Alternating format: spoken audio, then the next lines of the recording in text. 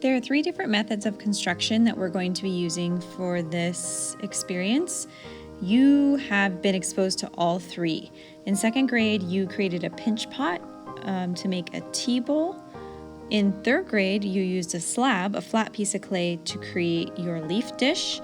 And last year in 4th grade, we learned the coiling method to make our coiled vessels. You can use all 3 techniques or just one when making your sculpture.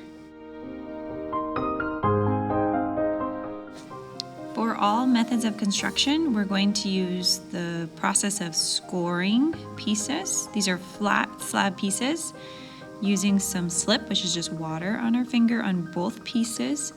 Number 3 is stick the pieces together using a tool or your fingers. This is so important with these small pieces that you smooth them together. So instead of separate pieces, it becomes one piece. So this is slab. These are just flat pieces of clay, scoring the base and the piece. Slip, stick, smooth. You can also make a coil and use a coil to smooth the 2 sections together.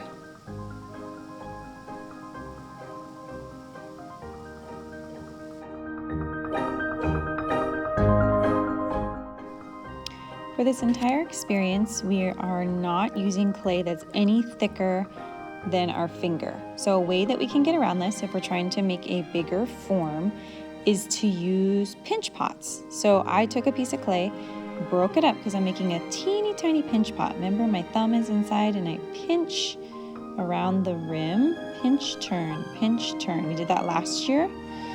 So I have these 2 tiny spheres and I'm making them into 2 pinch pots that are the same size.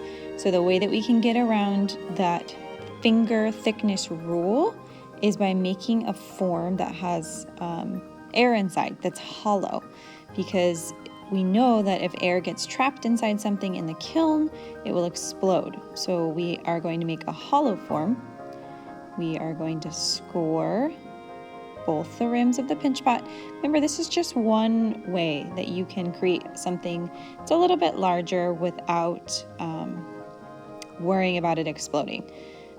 Scored, slipped, stuck both pieces together to really make that hollow form. I can mold it into lots of shapes, but to make it solid, I just took a piece of clay and made a little coil. And that coil is going to kind of help put the pieces together a little bit more. So then now I'm going to smooth or blend both pinch pots together. So now I have a little hollow sphere or oval or egg shape. Really do a good job smoothing that.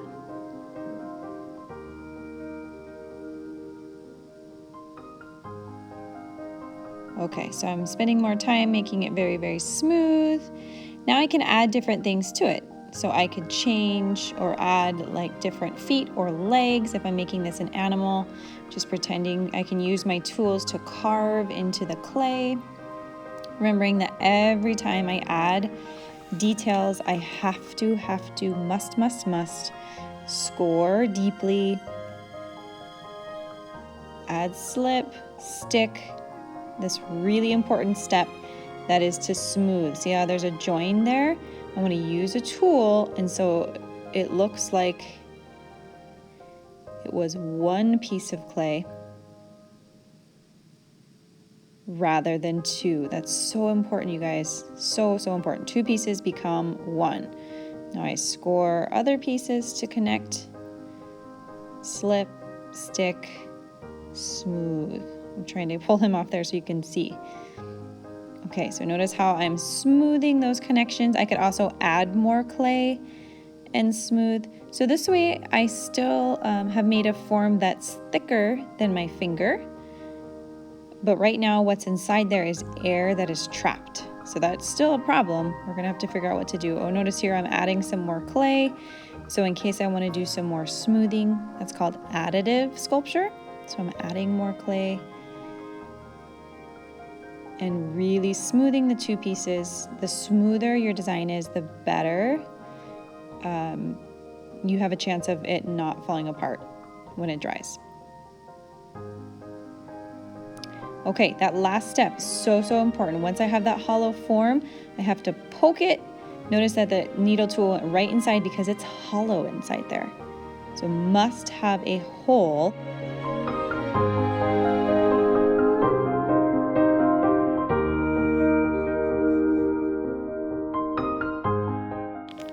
Coil construction should be familiar to you since that's what we did last year.